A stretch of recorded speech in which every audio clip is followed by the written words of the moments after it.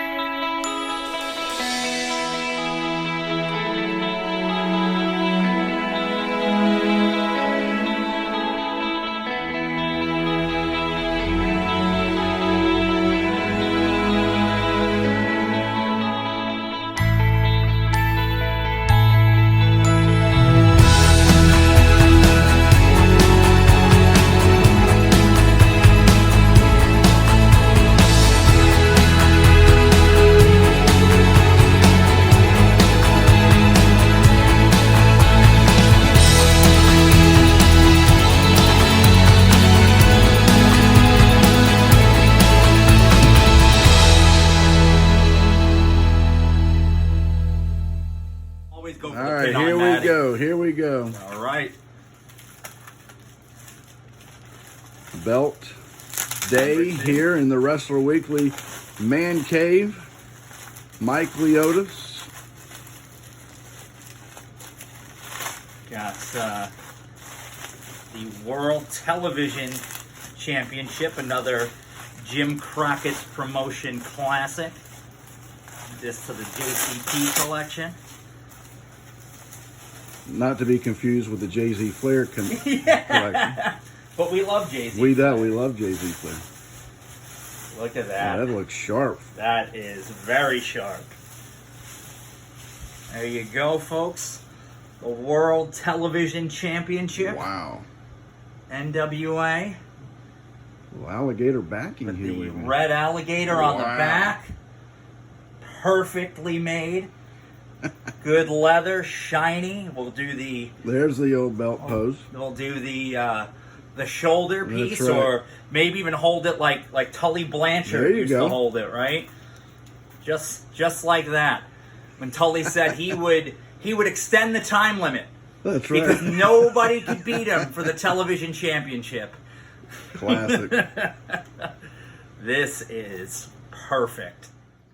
Welcome, wrestling fans, to Season 6, Episode 3 of Wrestler Weekly Presents. As you notice, my co-host isn't here, Scottie Richardson. We're in the month of November, on assignment. For those of you who don't know, Scottie is a basketball coach. Has been coaching 27 years, something he's great at, something he's devoted so much of his life to. Scottie is off coaching, and we wish his team lots of success throughout this basketball season. So what I'm going to do is I'm going to take you on a journey through some of the pieces of my part of the Wrestler Weekly collection.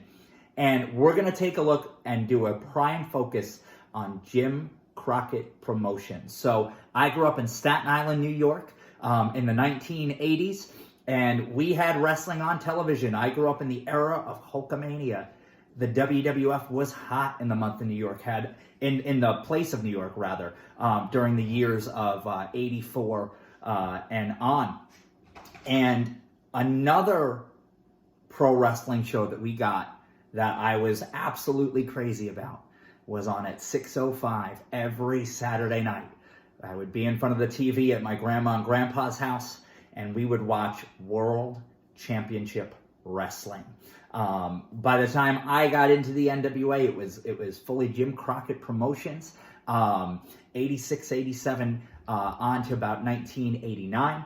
And I loved it. It was a different style of wrestling. I grew up on guys like Ric Flair, the birth of the Sting character, right? Sting becoming a prominent name. That first Clash of the Champions, March 27th, 1988, in Greensboro, North Carolina. So Jim Crockett Promotions, the NWA wrestling, was something that spoke a lot to me. And one of the things that really spoke to me was the championship belts of the Jim Crockett Promotions. And you saw the unboxing video as we came on here for Wrestler Weekly episode 3 of season 6. It was the unboxing of this the television championship, the NWA Jim Crockett Promotions television championship belt. We will unfurl that for you so you can see all the plates. You notice it has the black leather on the front and the red backing, the famous red backing. And so there is the red version of this belt, but I always preferred the black for some reason. No crime against the the red version, but I always enjoyed this version of the belt. And so many wrestlers who held this championship over the years, guys like Tully Blanchard, guys like the American Dream, Dusty Rhodes, Arn Anderson, who even has a logo featuring the style and design of this belt with his name in it. You get those t-shirts if you follow the Arn Show on Twitter. And so this belt, one of the first promos I remember that featured this belt was Tully Blanchard and J.J. Dillon. They come on World Championship Wrestling on a Saturday night, and they talk about how, now back in the day, the rules with the television title was not only did you win the belt, but you won the belt and you got $10,000. So the belt and the $10,000 would always be on the line in the match, and it was a 15-minute time limit. You had to beat the champ in 15 minutes, but Tully was so confident, came out and said, I will extend the time limit. Nobody can beat me. I don't care if they have 25 minutes, if they have 15 minutes. Nobody can put my shoulders down to the mat for the television championship. One of the first major matches that featured this version of the NWA Television Championship was Starrcade 1986, the Night of the Skywalkers, the Greensboro portion. It saw Dusty Rhodes and Tully Blanchard in a first blood match where the directive of the match is to make the opponent bleed first. And so Dusty comes in as the television champion. He brings this beautiful belt right out to the ring with him. And Dusty he shaved some of the hair off above his ears and wrote Tully in paint on the side of his head for that match to let Tully know that he was a marked man. So Dusty goes on to make Tully bleed, but the referee's nowhere to be found. He's knocked out. James J. Dillon comes in handy with the jar of Vaseline, wipes the blood off, puts the Vaseline on to seal the cut. Tully manages to bust Dusty open with a foreign object. I forget the object at current time, but he busts Dusty open. Dusty goes to fight back at Tully, and the referee wakes up and sees the blood all over Dusty's face, stops the match, and awards this championship belt to the new champion, Tully Blanchard. So you've seen many of the greats wear this belt. Some guys in later years would be Tom Zenk, who had a short run as the NWA champion, and this was more as it moved into WCW territory. Another guy just recently passed away a few months ago, beautiful Bobby Eaton. Super Brawl 1 gets a shot at Arn Anderson for the television title. The Midnight Express had broken up. Stan Lane and Jim Cornette had left WCW. Bobby Eaton stayed on and got a run as a singles wrestler. And so he wrestles Arn Anderson and defeats Arn Anderson with the famous Alabama Jam off the top rope. And he becomes the world's television champion. So that being said here, Bobby Eaton would defend the championship, but ultimately lose this belt to the man who actually owns the original copy of this belt, has the belt because after he was the last man to hold this version of the belt, they made a new belt, a WCW World Television Championship belt, an up-and-comer named, get the picture ready here, Stunning Steve Austin, with his manager, Lady Blossom. And you can see this photo is signed by Lady Blossom, Jeannie Clark, who we interviewed on our very first season of Wrestler Weekly Conversations. That's my interview show where I talk or have a conversation with personalities from wrestling, wrestling fans, and she was our very first guest and was a very kind person, sent this autographed picture to us to be part of the collection.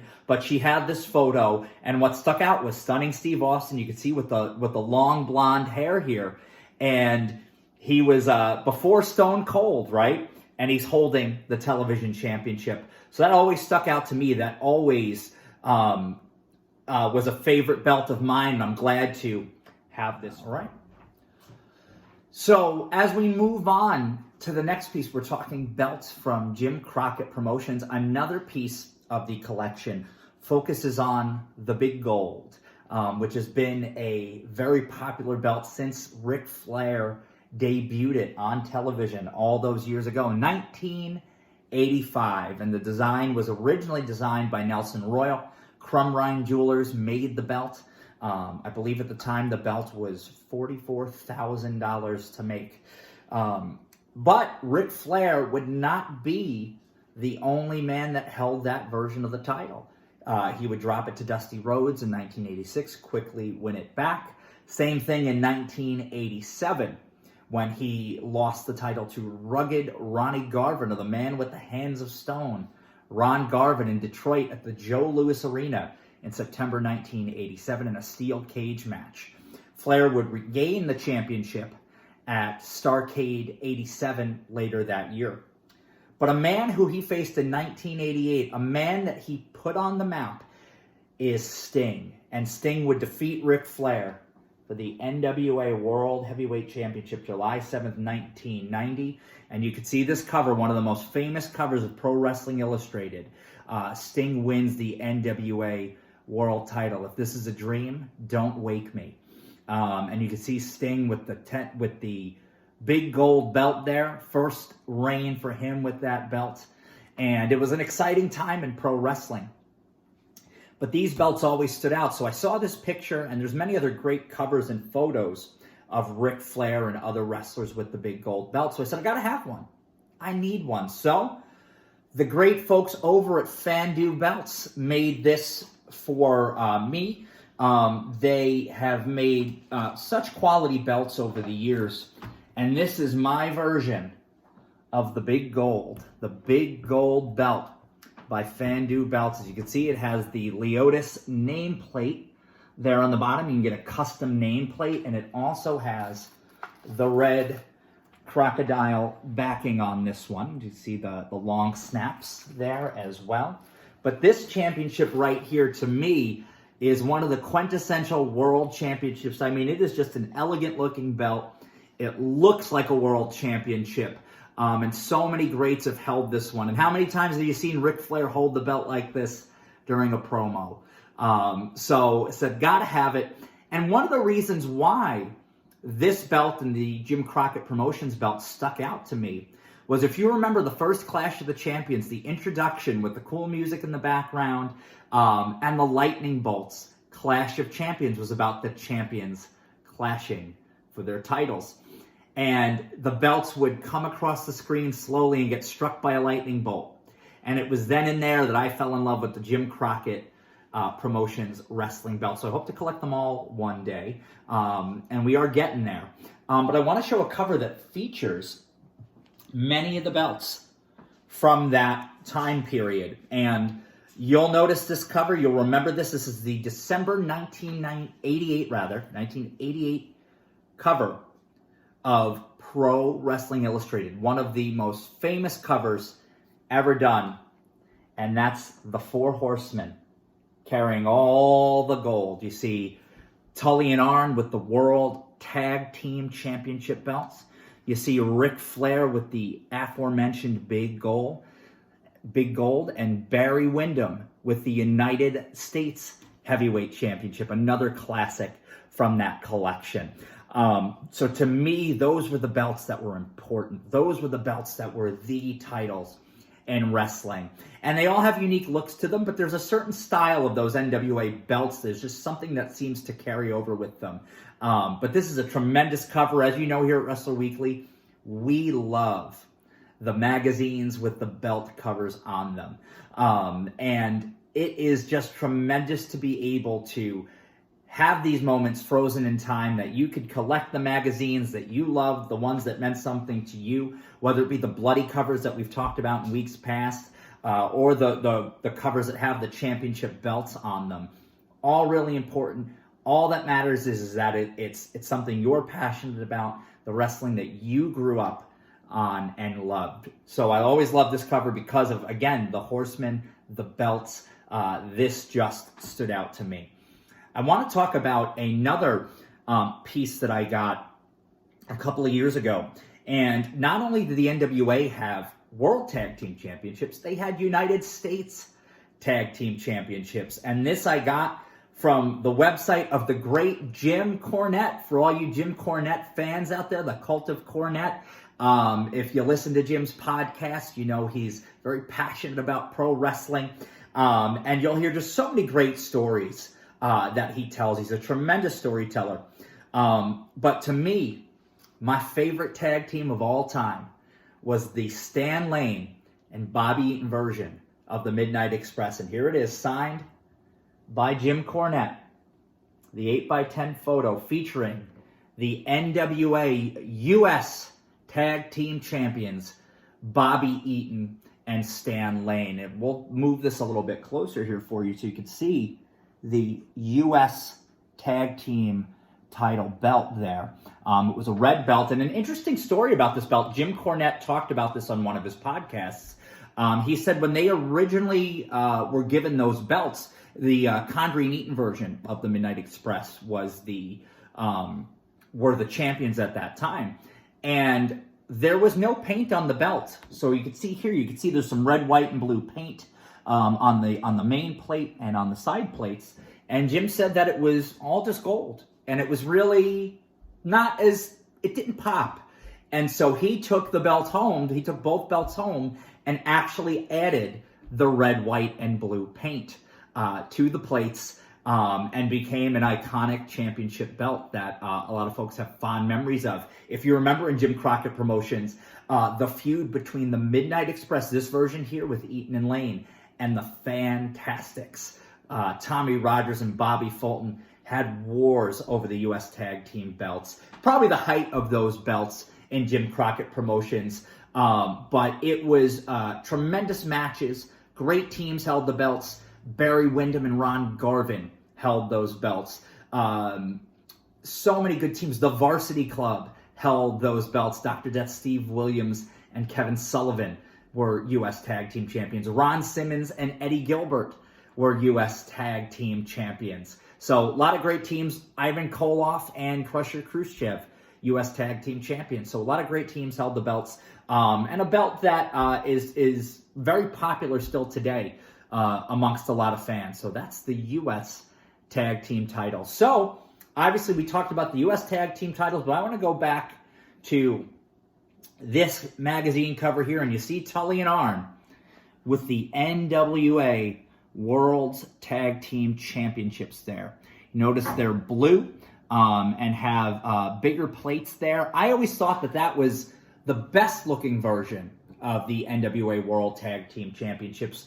They're very popular, and there's been many great versions of the NWA World Tag Team Championships. The current version that they brought back with the old gold plates, the Mulca style belt, but that are being used now. Scottie has a new version, not a new version, but a copy, a replica of the NWA World Tag Team titles that were used in the late 70s that you might see pop up on a later edition of Wrestler Weekly Presents. But you're going to see the unboxing video after this. But what you're going to have here is the NWA World's Tag Team Championship belt on the blue leather. You see the plates here. We'll undo that for you there so you can see the whole belt in the flesh there. And to me, like I said, this was just such an elegant looking belt. It was, to me, the best tag team in the world held these belts, and that was Arn Anderson and Tully Blanchard. The Road Warriors also wore these versions of the belt. Also, too, Lex Luger and Barry Windham win the NWA World Tag Team Championships on that aforementioned Clash of the Champions card from Arn and Tully. In a great match. I highly suggest you go back and watch that match. And that whole card is just tremendous. But this version of the belts was feuded over by Luger and Windham with Anderson and Blanchard, and actually was the catalyst, one of the catalysts for Barry Windham turning on Lex Luger, costing him and Luger the World Tag Team titles to give the belts back to the Horsemen and reveal that Barry Windham was the new fourth member of the Four Horsemen. So again, just a great belt, something that I look at, and again, it reminds me of my childhood, and that's why I've collected these belts.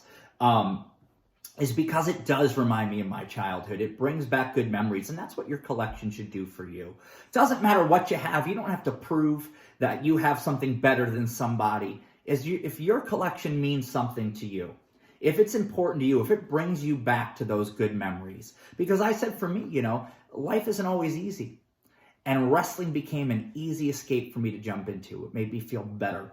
It made me feel like just at home, because of the sentimental value of watching wrestling. And I would have all the tapes. My dad and my uncle would tape wrestling for me nonstop. I had so many VHS tapes as a kid. Started trading tapes at a young age because I wanted to see all the old territory stuff, all the stuff that I had missed out on, when I was younger. So again, I see a belt like this. I see that television title. I see that big gold. And my hope is, like I said, to add in the U.S. Heavyweight Championship, the Western States, which I wasn't going to originally, but Barry Windham held it. Larry Zbyszko held it. We might throw that one in there as well because it is part of the Clash intro. But also, too, those U.S. Tag Team titles that we mentioned. And Reggie Harp, you might know as the Belt Doctor. Reggie has a massive collection of belts, was kind enough to send me a photo upon my request of the Crockett era, the Lasertron belt, the World Junior Heavyweight Championship belt, which is a really cool design. Not that many pictures out there in full of that belt, but it was nice. Reggie had one and was kind enough to send it over, so thank you for that. So again, whether you love belts or magazines, what speaks to you? That's what we want to know. In fact, too, in the comments below, tell us what speaks to you. What about your collection, or what would you like to collect? Maybe you didn't get into collecting. I didn't really get into collecting until a few years ago. And the reason why I started was the camaraderie that was built with guys like Scottie and Reggie, guys like Matty and Reggie Harp, folks like Dan and Zeus and LC, talking about this passionate pro wrestling. Guys like David Peck, to who me is the king of the wrestling cards. You see, wrestling cards have been very, very hot over the last few months. But there's passion behind it. There's the passion of this means something to you. So again, talk about in the comments below, what means something to you about the wrestling that you watch? Where were you from? What territories did you watch? What did you grow up watching? Maybe you grew up later and you grew up on, the Monday Night Wars or whatever. Or maybe you're a fan now and you watch AEW and WWE and MLW and Impact and all those. So what speaks to you? That's the most important thing. One thing that I do want to do, besides telling you about what Jim Crockett Promotions meant to me was, and I foreshadowed this a little bit earlier in the episode, was WWF, the rise of Hulkamania. And I was a kid who grew up in New York, and that was our home base, home territory. In fact, Macho Man Randy Savage had a home in our hometown in Staten Island, lived not too far behind the Staten Island Mall. And it was a big deal because New York was the home base of the WWF.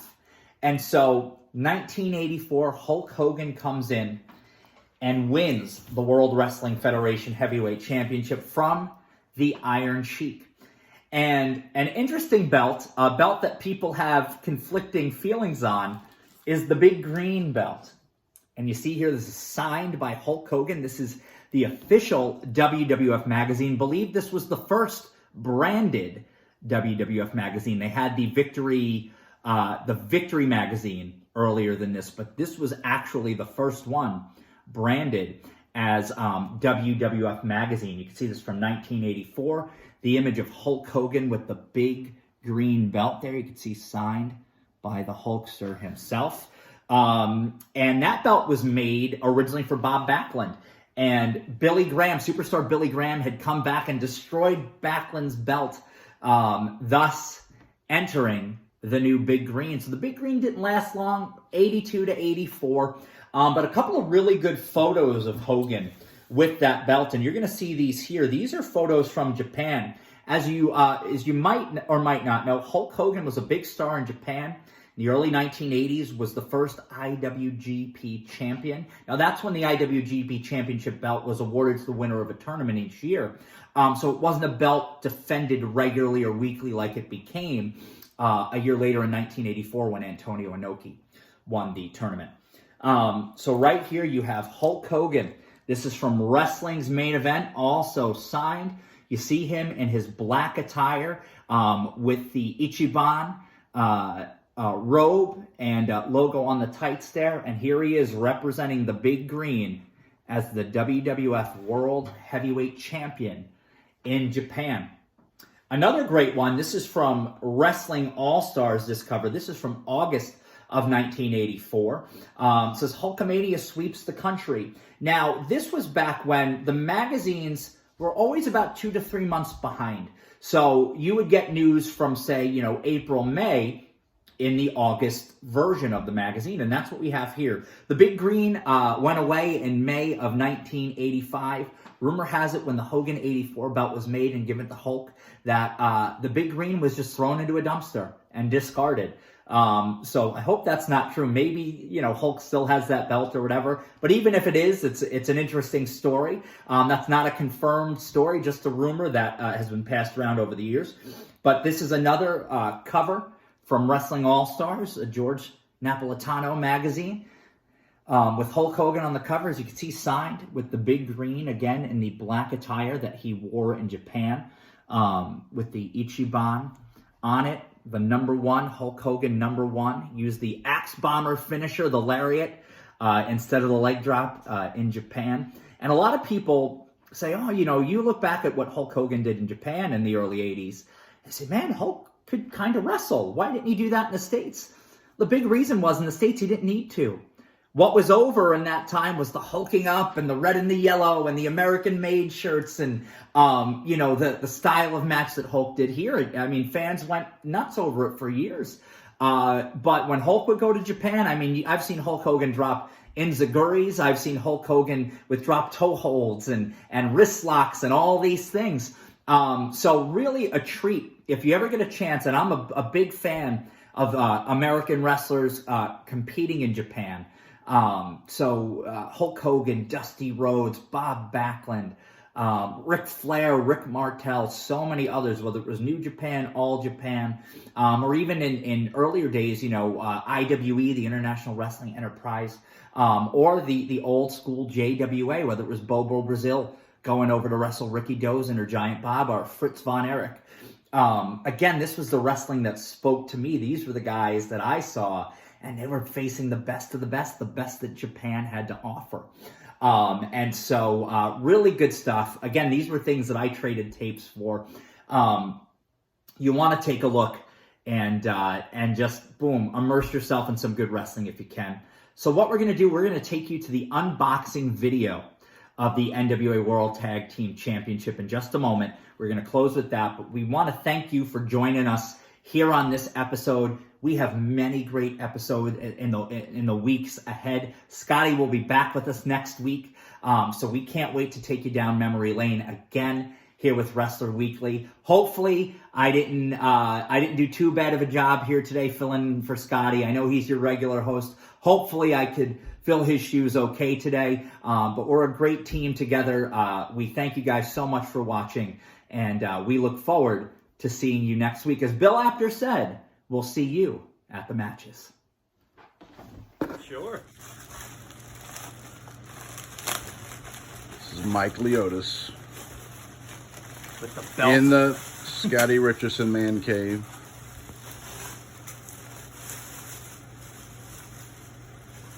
It is unboxing. It is belt day here in the Wrestler Weekly compound. talk about that, ladies and gentlemen. Jim Crockett Promotions, the World Tag Team Championship. See the blue leather, nice plates. This is a sharp piece. Like this it's got a little weight to quality it. stuff. Got a little Yeah, weight it to does. Yeah, that's good. Oh man, this is beyond good. Wow. Let's get a shoulder. Let's get a photo shoulder, here. yeah. There we go. There it is. Somebody say something about Tommy Wildfire Rich coming to you live in Myrtle Beach. The waves are gusting and the breezes are blowing. Lord have mercy. Wrestler Weekly. Y'all better check this stuff out.